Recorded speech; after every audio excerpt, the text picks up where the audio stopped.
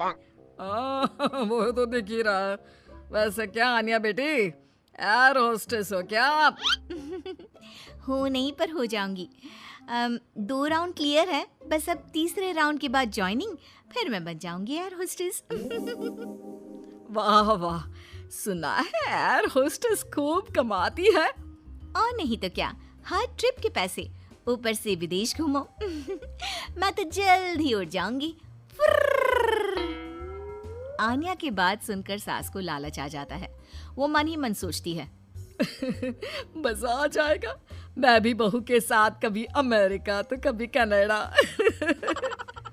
उधर आन्या मन में सोच रही होती है, ये रिश्ता मेरे लिए ठीक रहेगा।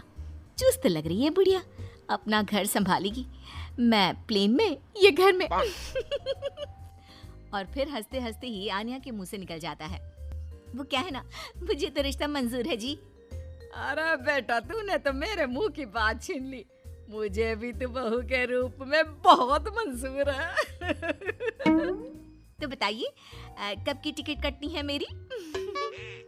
अरे कोई मुझसे भी तो पूछ ले कि मुझे शादी करनी है कि नहीं। ओह माय गॉड, एक एयर होस्टेस ने शादी के लिए हाँ कर दी है, तो तुमसे क्या पूछना। खैर अब मैं चलती हूँ, नमस्कार।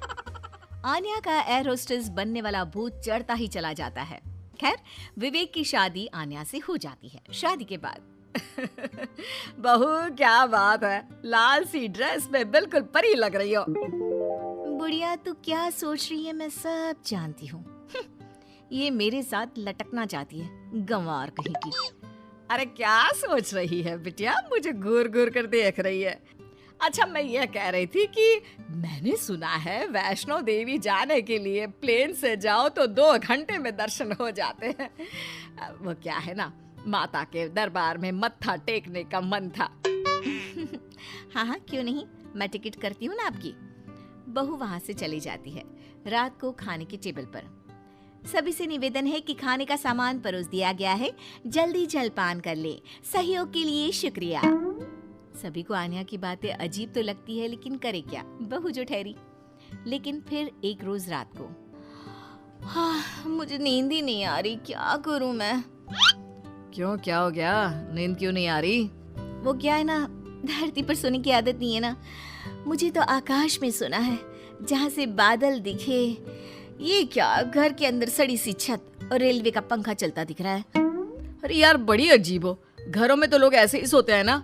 सोते होंगे, मुझे आदत नहीं है। मैं छत पर झूला लगाकर सोई हूँ। झूला हिलेगा तो मुझे लगेगा फ्लाइट में गोते खा रही हूँ आकाश में। मैं तो चली। अब क्या था, ठंडी हवा के बीच बहू छत पर सोकर उठती है तो उसे सर्दी लगी होती है।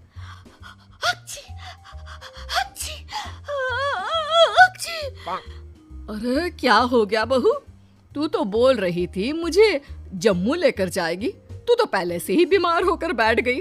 मैंने तो पैकिंग भी कर ली है, अब उड़ा कर ले चल। यहाँ नाक की दही बनी हुई है और इन्हें जम्मू घूमना है। हाय रे, लगता नहीं कि ये एयर होस्टेस बहू कभी मुझे प्लेन की सैर भी कराएगी। अरे क्या हो गया माँ, काहे रोई जा रही हो? बेटा मैंने सोचा था कि बहू उड़न खटोले में लेकर मुझे घूमेगी, लेकिन इसके नखरे झेलते झेलते मैं तो थक गई हूँ। तभी बहू आ जाती है। आप लोग खड़े क्यों हो? मुझे खड़े हुए लोग देखने की आदत नहीं है। कृपया अपनी अपनी सीट पर बैठ जाए और खिड़की से बाहर देखे, साथ ही सीट बेल्ट बांध ले।